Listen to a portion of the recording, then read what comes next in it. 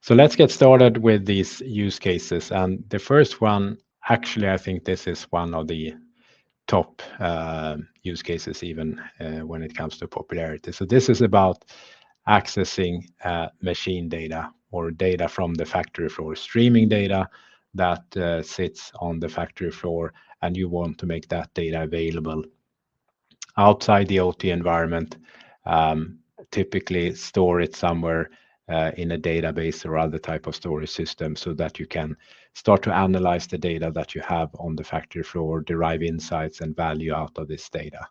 So this is a pretty common use case where Crosser is used. So here you can use different types of machine connectors that we provide. You can connect directly to PLCs, you can connect to OPC UA servers or historians or wherever your data might reside. And then there's typically some kind of transformation of the data to align it with the database. You need to align naming with the column names in the database and so forth. And if we're using PLCs, then we will get or pull in data in batches from the PLCs. And in this case, I assume that you want to split it into individual records in the database, one for each sensor or value or data source that you are using. So that's why it's slightly different when we get data from PLCs compared with the OPC module that you see in this flow, which is a subscriber module that will receive individual changes from the OPC server. So here we will receive one data source at a time, and we can feed it straight into the database.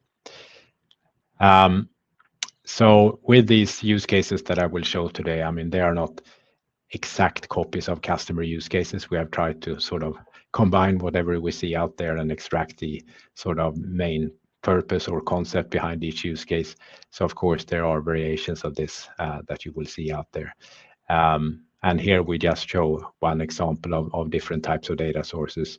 What we often see is that you get data from a larger number of PLCs, so then you would add more of each of these PLC connectors. But each of these connectors can receive any number of tags or data sources from each PLC. So there can be thousands of values coming out of each of these modules. So even a simple flow like this could be used to collect many thousands of data sources in a streaming fashion. So it could be quite a lot of data that you feed through a flow like this. But this is a pretty common use case that we see a lot. But here we're storing data in a database. This database could be sitting on premise in the same environment as the factory floor systems. But sometimes you want to upload data into a cloud-based data warehouse instead.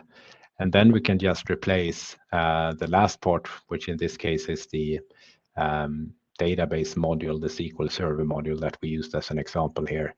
There are other modules that you can use to connect into all the normal or common database systems out there. But if we want to send it into a data warehouse, we need to make a small modification to the last part. So the difference is that